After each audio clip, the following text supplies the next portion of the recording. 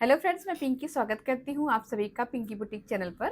Friends, आज की इस वीडियो में डबल कटोरी ब्लाउज की कटिंग का वीडियो मैं आपके साथ शेयर करूंगी, तो वीडियो को पूरा देखिएगा। चलिए शुरू करते हैं। इस ब्लाउज को कटिंग करने के लिए हमने बॉडी से नाप लिया है। बॉडी का जो नाप है उसमें हमने फुल चेस्ट लिया है 40 इंच का, कमर 33 इंच की है और शोल्डर 15 इंच का है। इन्हीं 3 नाप से हमें पूरे ब्लाउज की कटिंग करनी है। बाकी फ्रेंड्स, आप स्लीव का भी नाप ले सकते हैं। स्लीव में हमारी जो स्लीव है उसकी लंबाई 4 इंच की है और जो बाजू की मोहरी है पूरी वो 13 इंच की है। और यहाँ पे आपको फ्रेंड्स एक चीज़ और क्लियर कर लेना है कि गला आप किस टाइप का बना रहे हैं।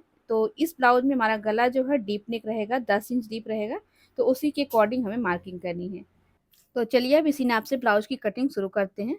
सबसे पहले तो देखिए फ्रेंड्स, हमारे पास जो मेन कपड़ा है इस टाइप से है और अस्तर जो हमने लिया है वो 1 मीटर का लिया है।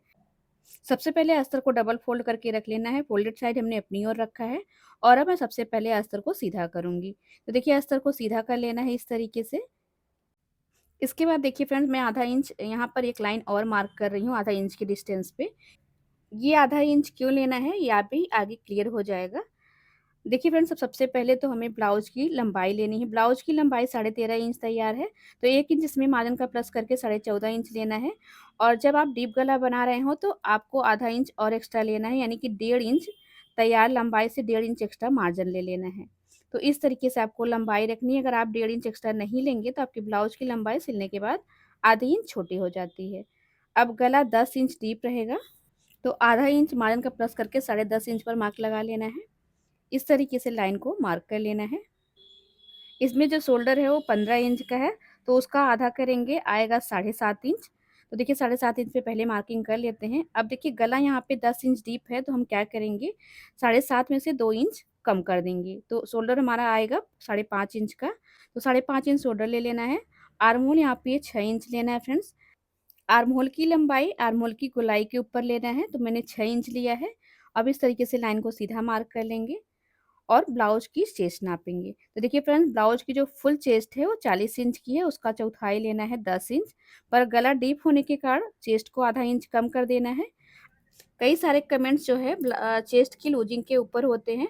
तो देखिए फ्रेंड्स, मैं आपको क्लियर कर देती हूँ कि जब गला डीप होता है तो चेस्ट में लूजिंग नहीं रखते हैं, बल्कि चेस्ट को माइनस करके लगाते हैं। तो यहाँ पे हमने चेस्ट 9.5 इंच पर मार्क करी है और 2 इंच का मार्जिन लिया है। और अब देखिए फ्रेंड्स, शोल्डर यहाँ पर 5.5 इंच है, तो यहाँ आर्म होल के पास 6 इंच ले लेना है, यानी आधा इंच बढ़ाकर रखना है। पीछे वाले आर्म होल को इस तरीके से मार्क करना है, क्योंकि पीछे के आर्म होल पे खिंचाव आता है, इसलिए आपको आधा इंच बाहर जा करके आर्म होल की लाइन को मार्क करना है। फिर आर्म होल की लाइन को आधा कर लेना है और जितना कॉर्नर पे उतना इधर कॉर्नर पे नाप करके इस तरीके से गोलाई दे देनी है। गोलाई देने के बाद आपको गोलाई को नाप लेना है, क्योंकि हर किसी के आर्म होल की गोलाई अलग अलग होती है, चाहे चेस्ट साइज आपकी एक ही हो तब भी। इसमें जो आर्म होल की गोलाई है वो 16.5 इंच की है, तो उसका आधा देखिए 8.25 इंच आ रहा है, यानी कि ये आर्म होल परफेक्ट है। अब कमर जो है वो 33 इंच की है, उसका चौथाई लेना है 8.25 इंच। और फ्रेंड्स, डीप गले के हिसाब से मैं यहाँ पर टक्स आधा इंच की लगा रही हूँ। आपको भी इसी तरीके से करना है। अगर आपका गला डीप है तो आप टक्स आधी इंच की लगाएंगे, या फिर टक्स नहीं लगाएंगे तब भी फिटिंग अच्छी आएगी। अब यहाँ पे हमें कटिंग और फिटिंग की लाइन को मार्क कर लेना है, देखिए इस तरीके से। अब देखिए फ्रेंड्स, हमें अपने गले की मार्किंग करनी है। तो गला हमारा जो है गोल गला रहेगा, तो उसके लिए मैं गले की जो चौड़ाई है 2.25 इंच रख रही हूँ। अगर आप चाहे तो 2.5 इंच भी रख सकते हैं। इस गले में मैं पट्टी लगाकर पलटने वाली हूँ, तो इसीलिए मैंने 2.25 इंच गला रखा है। सिलाई करने के बाद ये 2.5 इंच का गला आ जाएगा। नीचे की साइड हमने गले की चौड़ाई 2.5 इंच रखी है और इस तरीके से एक बॉक्स बना लिया है। इस गले पे मैं गले की पट्टी सिलूंगी फ्रेंड्स, तो ये गला हमारा 2.5 इंच पर आ जाएगा सिलने के बाद। तो इस तरीके से आपको अपने गले की चौड़ाई रखनी है और फिर देखिए हल्का सा गोलाई देके गले को शेप दे देंगे। अब इतना डीप गला है फ्रेंड्स, तो आधा इंच शोल्डर को डाउन कर देना है। इतना मार्किंग करने के बाद आपका शोल्डर जो है बिल्कुल भी नहीं हिलता है, एकदम परफेक्ट बैठा रहता है। और अब देखिए टक्स की मार्किंग करेंगे, कमर को आधा करेंगे। टक्स की लंबाई हम यहाँ पर 4.5 इंच रखेंगे। जितनी हमारे गले की लंबाई है उसी के बराबर हमें टक्स की लंबाई रखनी है, उससे नीचे ही, उससे ऊपर नहीं ले जाना है। और अब हमने आधा इंच टक्स के लिए लिया है, तो उसको इस तरीके से डिवाइड करेंगे पाव पाव इंच, यानी कि चौथाई इंचा एक साइड और चौथाई इंचा एक साइड लगा करके टक्स की मार्किंग कर लेंगे। यहाँ पर देखिए फ्रेंड्स, जो आधा इंच हमने नीचे बढ़ाया हुआ है, ये शोल्डर डाउन करने के बाद ये लंबाई कम होती है, इसके लिए हमने आधा इंच बढ़ाया है। और इस आधा इंच को इस तरीके से लाइन को मार्क करके बराबर कर लेंगे। तो इसीलिए हमें आधा इंच कपड़ा लंबाई में एक्स्ट्रा बढ़ा के लेना होता है। जितना आप हमेशा रखते हैं उससे आधा इंच और ज़्यादा बढ़ा कर लेना है जब आप शोल्डर को डाउन कर रहे हैं। तो इस तरीके से आपके ब्लाउज की लंबाई कम नहीं पड़ेगी और आपका ब्लाउज एकदम परफेक्ट रहेगा। अब देखिए यहाँ पे हमें चेस्ट के पास कट लगा लेना है और गले के पास। बैक पार्ट को कंप्लीट करने के लेने के बाद इसी बैक पार्ट को रख के सामने वाला पल्ला भी कटिंग करना है। अस्तर का खुला हुआ भाग हमने अपनी साइड रख लिया है और सबसे पहले जितना चेस्ट हमने पीछे वाले पल्ले में कम किया है उतना हमें आगे बढ़ा करके इस तरीके से लाइन मार्क कर लेना है। इसके बाद देखिए फ्रेंड्स यहीं पे हमें पीछे वाला पल्ला रख लेना है और अब मैं 1 इंच लंबाई बढ़ाकर रखूंगी आगे वाले पल्ले की। और अब बाकी जैसा हमारा पीछे का पल्ला है उसी के बराबर कटिंग कर लेनी है। देखिए जैसे मैं कर रही हूँ फ्रेंड्स, इस तरीके से आपको भी करना है। ये देखिए गले के पास कट लगा लेना है और चेस्ट के पास कट लगा लेना है। ये जो कटोरी ब्लाउज होता है इसकी जो मार्किंग होती है फ्रेंड्स, जो फिटिंग वाली लाइन होती है सेम वही आगे वाले पल्ले में भी रहती है जो पीछे वाले में रहती है। तो यहाँ पे देखिए 2 इंच का मार्जिन है, नीचे भी 2 इंच का मार्जिन ले लेना है और ये जो लाइन है इसको सीधा मार्क कर लेना है क्योंकि इसी पे हमारी फिटिंग आने वाली है। अब देखिए फ्रेंड्स यहाँ पे हमने ये वाली लाइन मार्क कर ली है। अब हम क्या करेंगे, कमर की जो मार्किंग है ना यहीं से शुरू करेंगे। देखिए यहाँ पे देखिए 2 इंच का मार्जिन है। अब यहाँ से कमर जो है 8.25 इंच लेना है, आधा इंच हुकाई की पट्टी के लिए ले लेना है। तो इतनी कमर हमारी रहेगी, जो आगे का पार्ट रहेगा उसे काट कर निकाल देना है। अब यहाँ पे सबसे पहले शोल्डर को नापेंगे और आर्म होल की लाइन को मार्क करेंगे। इस तरीके से लाइन को सीधा मार्क कर लेना है।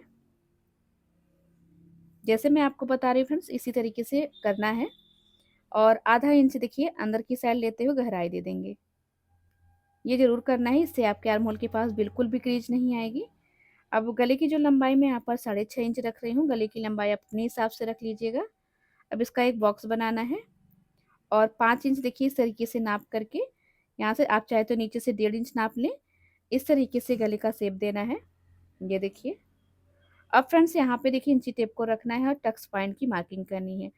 फुल चेस्ट 40 इंच की है तो उसका चौथाई 10 इंच आएगा, उसमें 1 इंच प्लस करना है यानी कि 11 इंच पे टक्स पॉइंट लेनी है और 13 इंच पर बेल्ट की लाइन। जितनी टक्स पॉइंट रहती है उसमें 2 इंच प्लस करके बेल्ट वाली लाइन को मार्क करना है।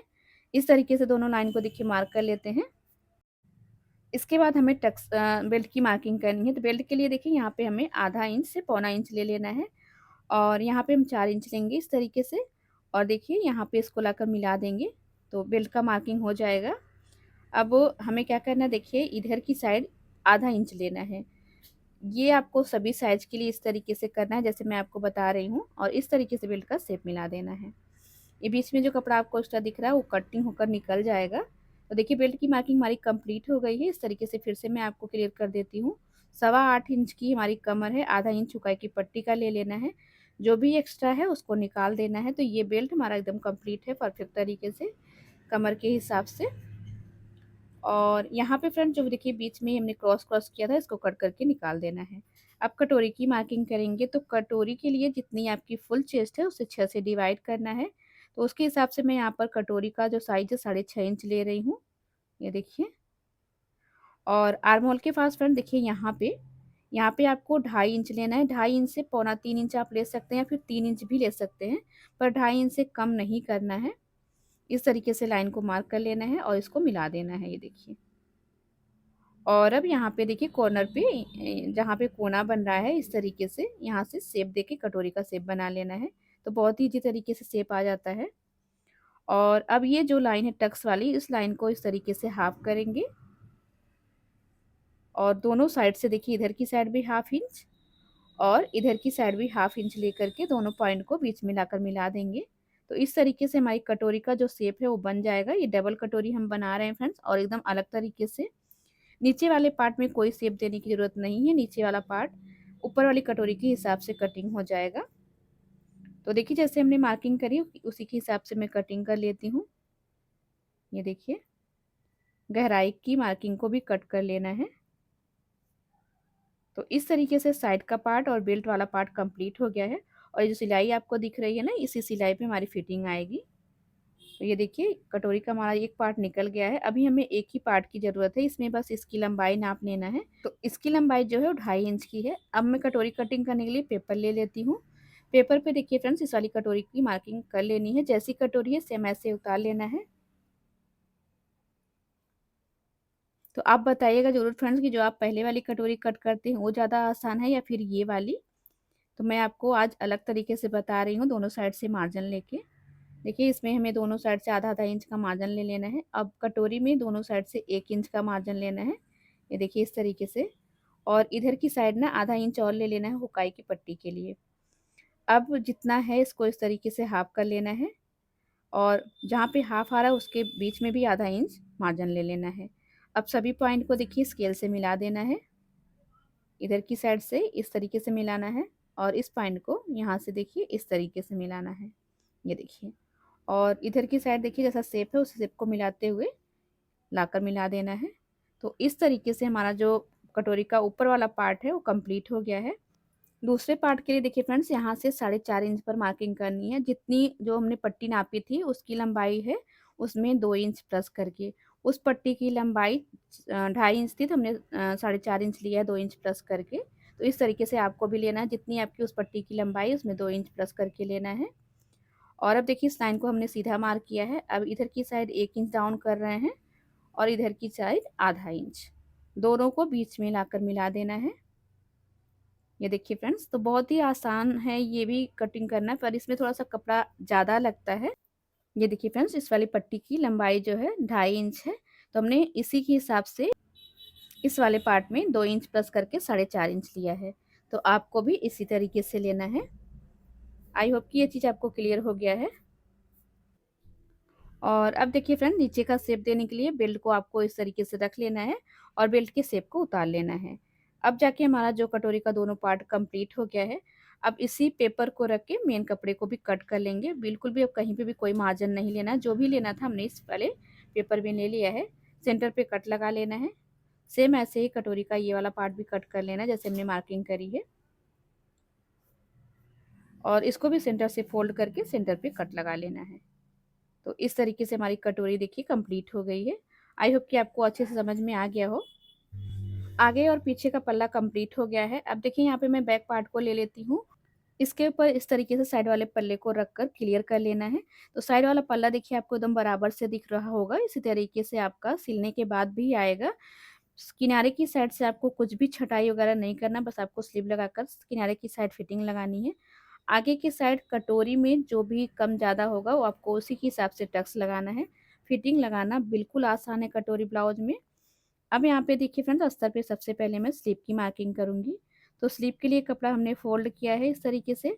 जितना फुल चेस्ट है उसका चौथाई हमने लिया है 10 इंच। देखिए 10 इंच में हमने कपड़े को 4 फोल्ड में कर लिया है। और जो स्लीव की लंबाई है वो मैं रखूँगी 5 इंच, इसमें 6 इंच पर मार्क कर रही हूँ, 1 इंच मार्जिन का ले रही हूँ। 3 इंच पर मैं डाउन का मार्क लगा रही हूँ। इससे आपके आर्म होल का राउंड जो है अच्छी तरीके से कंप्लीट हो जाएगा। और अब देखिए फ्रेंड फोल्डेड साइड से 2 इंच सीधा रखना है। पीछे का पल्ला ले लेना है, यहाँ से इंची टेप को रख के आर्म होल की देखिए गोलाई नाप लेनी है। तो देखिए इस तरीके से नापना है। तो यहाँ पे हमारे आर्म होल की गोलाई 7 इंच आ रही, 7.5 इंच आ रही है।